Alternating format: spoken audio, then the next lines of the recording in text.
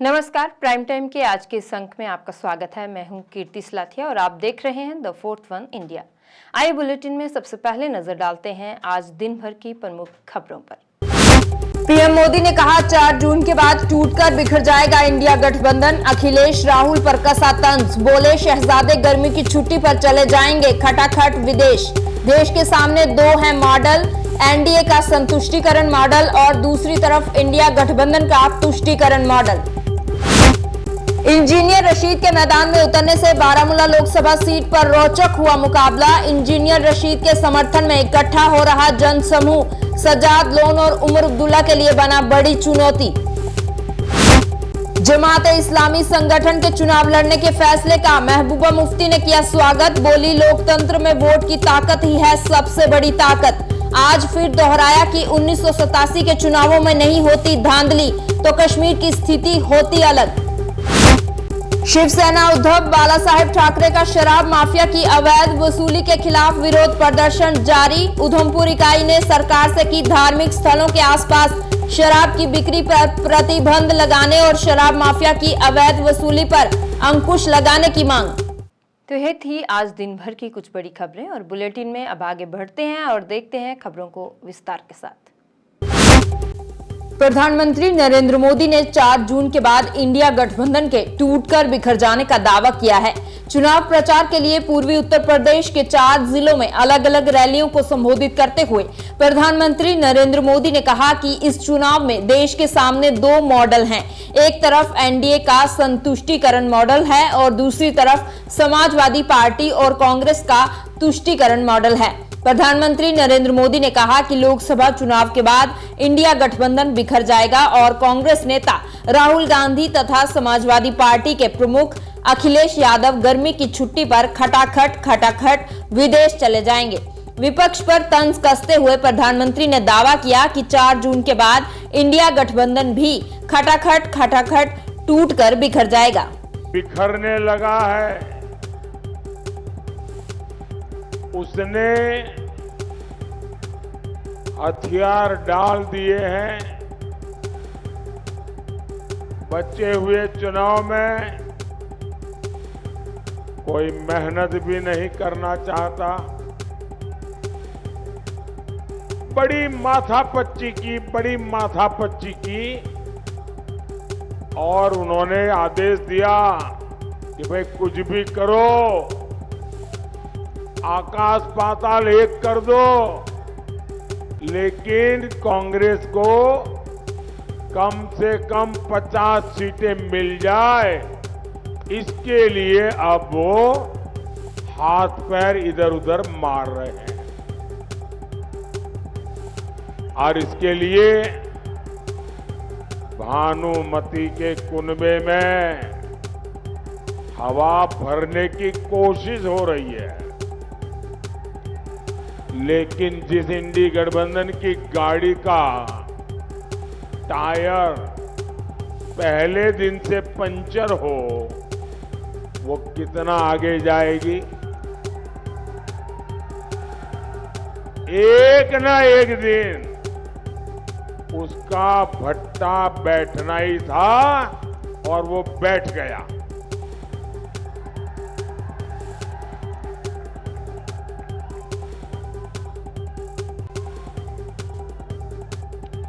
आपको पता है हालत क्या हो गई है? आप ध्वज नीचे करिए, तो पीछे किसी को दिखता नहीं है। आप इसको हिलाना बंद, नीचे रख दीजिए। जरा सिक्योरिटी के लोग उसको नीचे ले लीजिए, तो वो मुझे भी डिस्टर्ब करेगा। ले लीजिए उनके हाथ में से, लेकर के आगे पीछे यहां लगा दीजिए। शाबाश, बड़े समझदार लोग हैं।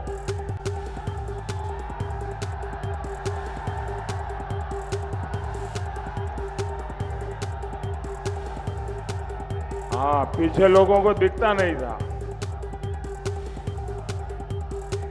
हाँ, बड़े सम्मान के साथ बाहर ले जाना।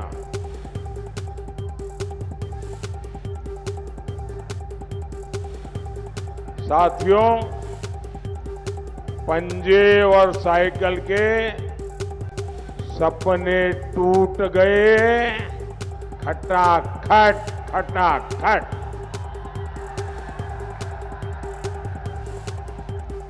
अब 4 जून के बाद की प्लानिंग हो रही है कि हार का ठिकरा किस पर फोड़ा जाए। खटाखट खटाखट। और मुझे तो कोई बता रहा था कि विदेश यात्रा का टिकट भी बुक हो गया है। खटाखट खटाखट। तिहाड़ जेल में बंद कश्मीरी नेता इंजीनियर रशीद के चुनाव मैदान में उतरने से बारामूला लोकसभा सीट पर यहां मुकाबला रोचक हो गया है। वहीं इंजीनियर रशीद के समर्थन में हो रही चुनावी रैलियों में इकट्ठा हो रहा विशाल जनसमूह सजाद गनी लोन और उमर अब्दुल्ला के लिए बड़ी चुनौती बन सकता है। इंजीनियर रशीद के बेटे अबरार रशीद ने आज भी उत्तरी कश्मीर के बारामूला जिले के उरी में रोड शो किया। इस रोड शो में विशाल जनसमूह विशेषकर युवा वर्ग शामिल हुआ और इंजीनियर रशीद के समर्थन में जमकर नारेबाजी करते हुए इंजीनियर रशीद का चुनाव प्रचार किया। आपको बता दें कि तिहाड़ जेल में बंद कश्मीरी नेता इंजीनियर रशीद स्वतंत्र उम्मीदवार के रूप में बारामूला संसदीय सीट से चुनाव लड़ रहे हैं और आगामी 20 मई को लोकसभा चुनाव के 5वें चरण में बारामूला लोकसभा सीट पर मतदान होगा। जिस कश्मीर का खून से जीता, कश्मीर हमारा है। जिस कश्मीर का खून से जीता, कश्मीर हमारा है। देश का बदलाव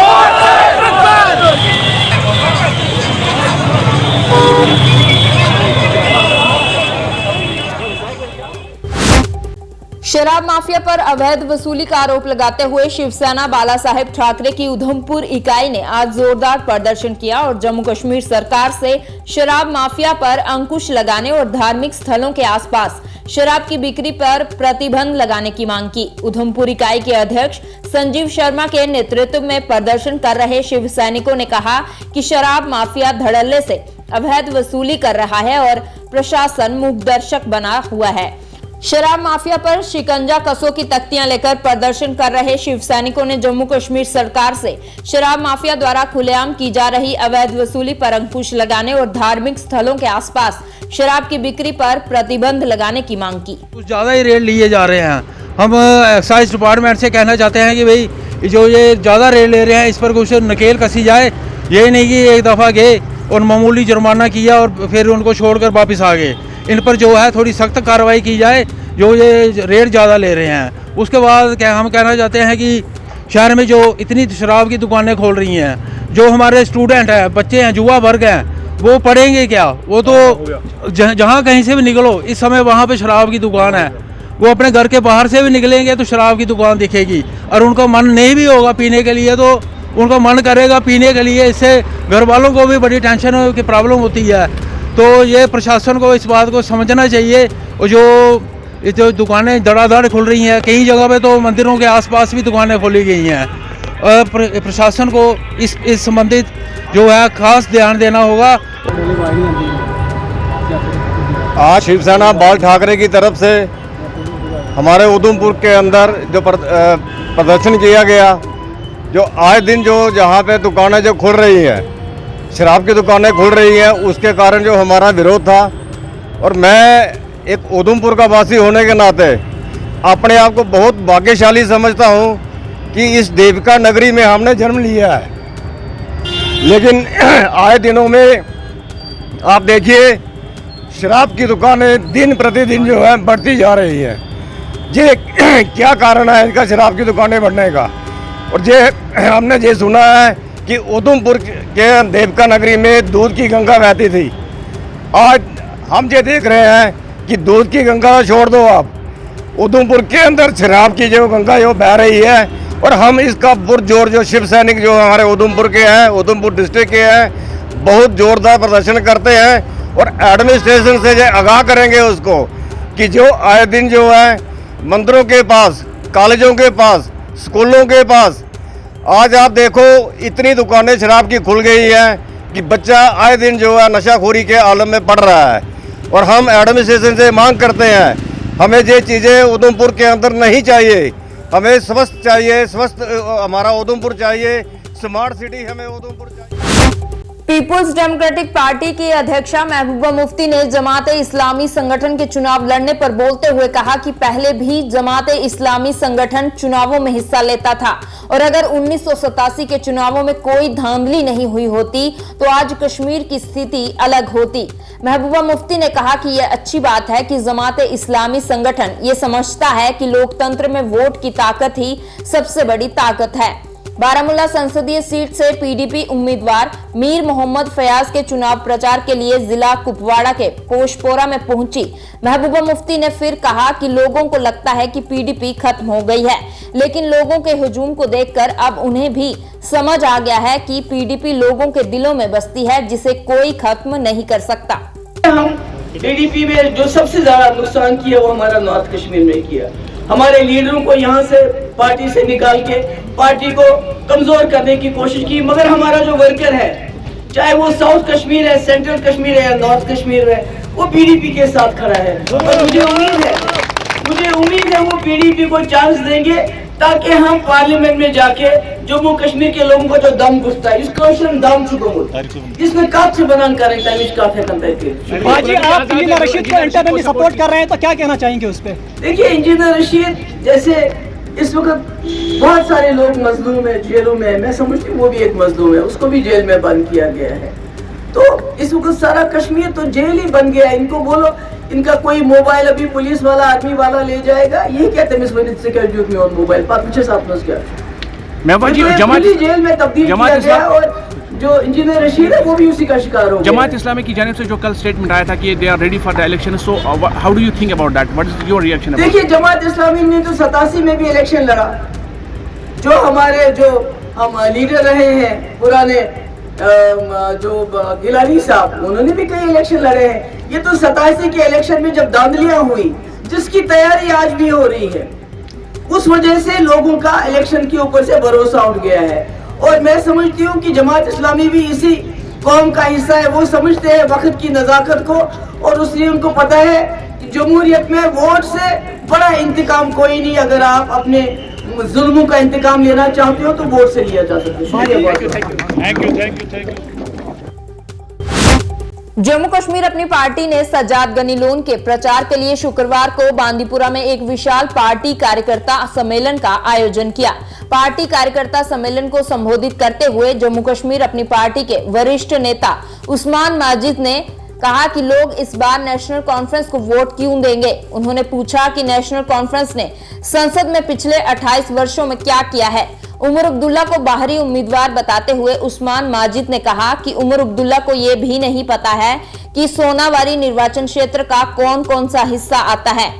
उस्मान माजिद ने लोगों से अपील करते हुए कहा कि सज्जाद गनी लोन की जीत सुनिश्चित करने के लिए हम सज्जाद गनी लोन के लिए प्रचार कर रहे हैं, जो हमारे गठबंधन के उम्मीदवार हैं, और हम आगामी चुनावों में उनकी जीत सुनिश्चित करने की पूरी कोशिश करेंगे। और मुझे यकीन है कि इस बार लोग नेशनल कॉन्फ्रेंस को संसद से बाहर फेंक देंगे। फैसला ले लिया, और जिस तरीके से हर जगह, खासकर आज बांडीपुरा सबसे प्रेस्टीजियस जगह जो इलेक्शन के हिसाब से जो जिसके ऊपर सबकी नजर थी, आज लोगों ने यहाँ फैसला कर दिया और सज्जाद उनको काफी बड़ी लीड बांडीपुरा डिस्ट्रिक्ट से मिलेगी। और यही बांडीपुरा पूरे सज्जाद को हर जगह लीड से ये वो कहेंगे जो हारे हुए हैं। आपने कल देखा कि उनका भी कल यहाँ जलसा था, हमारा भी जलसा देखा, तो आप जमीन आसमान का अंतर देख सकते हैं। और इन हालात में ऐसे लोग आना कोई छोटी बात नहीं है। उनका प्यार है, मोहब्बत है, हमारे साथ उनकी कमिटमेंट है, और ये बांडीपुरा का वो वर्डिक्ट है जो आज लोगों ने दिखा। सर, उमर अब्दुल्ला ने कल एक पोस्ट में संबल को बारामूला डिस्ट्रिक्ट से जोड़ा था, आप उसको किस नजर से देखते हैं सर? भाई साहब, उनको पता ही नहीं है, सज्जाद साहब ने तो बोल दिया। जब उनको पता ही नहीं मैं उस्मान कहाँ रहता है तो वो क्या हमारी तर्जुमानी कर सकते हैं। मैंने तो उनको इसके ऊपर होमवर्क करना चाहिए, क्योंकि मुझे लग रहा है मजबूरी में उसको इलेक्शन में डाल दिया उन्होंने, वरना उसका मूड नहीं था शायद इलेक्शन लड़ने का। नेशनल कॉन्फ्रेंस से शिकस्त मुझे लगा तस्लीम कर ली है। राष्ट्रीय राजपूत करनी सेना ने आर्थिक तौर पर कमजोर लोगों को आरक्षण देने की मांग की है। जम्मू में आयोजित एक पत्रकार वार्ता में राष्ट्रीय राजपूत करनी सेना के प्रदेश प्रमुख अर्जुन सिंह ने कहा कि वह आरक्षण का विरोध नहीं करते, लेकिन आरक्षण उन लोगों को मिलना चाहिए जिन्हें इसकी जरूरत है, ना कि किसी धर्म या जाति के आधार पर। उन्होंने कहा कि एक तरफ उनको लोगों को आरक्षण का लाभ मिल रहा है, जिनकी कई पीढ़ियां संपन्न होने के बाद भी आरक्षण का लाभ ले रही हैं, जबकि दूसरी तरफ एक गरीब परिवार के बच्चे को इसके लिए आरक्षण का लाभ नहीं मिलता क्योंकि वह स्वर्ण जाति का है। राष्ट्रीय राजपूत करनी सेना के जम्मू कश्मीर के अध्यक्ष अर्जुन सिंह ने सरकार से आर्थिक तौर पर कमजोर लोगों को आरक्षण देने की मांग की है कि आप आरक्षण दो, लेकिन उसको दो जो उनको भी नहीं मिल रहा जिनके लिए आपने लागू किया। अगर आप बोलते हैं कि SC ST के लिए हमने आरक्षण लागू किया, आपने उनके लिए भी लागू नहीं किया। जहां जो इसके मैं आपको पहले भी एक दिन पहले बताया था कि जो जज, वकील, अपना मंत्री, इनके बच्चों को आरक्षण मिलता है। मैं आपको उनका नाम नहीं लेना चाहता, एक जम्मू कश्मीर के ही हैं जो SSP हैं, उन्होंने भी आरक्षण लिया, उनकी वाइफ ने आरक्षण लिया, उनके बच्चे ने आरक्षण लिया। एक एक घर में 10 आरक्षण लिए जा रहे हैं, लेकिन जो मजदूर का लड़का 80% नंबर अगर वो लेता है, वो भी ST SC है, उसको आरक्षण नहीं मिलता। मेरी लड़ाई सिर्फ ये है, और आज से हम जम्मू कश्मीर के अंदर नहीं पूरे हिंदुस्तान के अंदर हमने ये ऐलान कर दिया है, श्री राष्ट्रीय राजपूत करनी सेना ने। आपको पहले होगा EWS पे भी करनी सेना लड़ती आ रही है। हमारी लड़ाई यही है कि उसी को आरक्षण मिलना चाहिए जिसको जरूरत है, जिसके घर में 10 गाड़ी लगी हुई है, जिसके घर में रोज के 10-10 हजार के फ्रूट आ रहे हैं, उनको आरक्षण देके आप क्या करोगे? आप देश को खोखला कर रहे हो, देश कमजोर हो रहा है। आने वाले समय में इतने बड़ी अच्छी सरकार होने के बावजूद जो हमारे आज PM है, इतनी मेहनत जो आज वो कर रहे हैं, अगर आरक्षण हिंदुस्तान में नहीं होता तो आज जो हमारा देश 4 या 5 नंबर पर है, 1 नंबर पे होता। हमारी लड़ाई किसी कौम के साथ नहीं, हमारी लड़ाई किसी मजहब के साथ नहीं। मैं कहना चाहता हूं कि अगर आरक्षण मिलना है, उसमें हिंदू, मुस्लिम, सिख, ईसाई सबको एक नजर से देखा जाए और हर आदमी को उसको आरक्षण मिलना चाहिए जिसको जरूरत है। अगर आप बिजली बिलों में बढ़ोतरी और अघोषित बिजली कटौती के विरोध में आज श्रीनगर के लोगों ने बिजली विभाग के खिलाफ विरोध प्रदर्शन किया। श्रीनगर के डाउनटाउन क्षेत्र में प्रदर्शन कर रहे लोगों ने बिजली की बढ़ी हुई कीमतों पर अपना आक्रोश व्यक्त करते हुए बिजली विभाग पर उनके इलाके में अघोषित बिजली कटौती का आरोप लगाते हुए कहा कि एक तरफ बिजली विभाग ने बिजली की कीमतों में भारी बढ़ोतरी की है, तो वहीं विभाग बिजली आपूर्ति में सुधार को लेकर पूरी तरह विफल रहा है। प्रदर्शनकारियों ने प्रशासन से उनकी समस्या का समाधान करने और उन्हें सस्ती दरों पर बिजली मुहैया करवाने की मांग की है। मैं कश्मीर का बाशिंदा हूँ, ये मेरा राइट है। राजस्थान वाले को यहाँ से बिजली जा रही है, उसको 200 यूनिट फ्री मिल रही है। दिल्ली में 200 यूनिट फ्री है, पंजाब, और जिसका ये पावर है उसको रोज बरोज उसकी जो रेट का इजाफा हो रहा है। अब ये हमारा आज का प्रोग्राम है, कोऑर्डिनेशन कमेटी का अगला प्रोग्राम ये है, अगर हमारा मुतालबा पूरा नहीं हुआ, अमन तौर पर हम अपने घर वालों को, बच्चों को, घर वालों को, और उस दिन हम चक्का जाम कर देंगे। ये जो लोग अब देख रहे हो, ये एक मोहल्ले का नहीं है, ये शहरी खास डाउनटाउन की कोऑर्डिनेशन कमेटी बन चुकी है। इसमें सारे जो लोकल एरियाज आते हैं ना, डाउनटाउन के नियर अबाउट 25 एरियाज है, उनकी सारी इकाई, उनके बिल्स, आप ये जूम कीजिए, इस बिल को नहीं भरेगा। हम आखिरी दम तक इसके लिए लड़ेंगे इंशाअल्लाह। हमारी मांगे। प्राइम टाइम के आज के इस अंक में बस इतना ही। इसके साथ ही हमारी सारी टीम को दीजिए इजाजत और आप जुड़े रहिए द 4th वन इंडिया के साथ। धन्यवाद। शुभ रात्रि।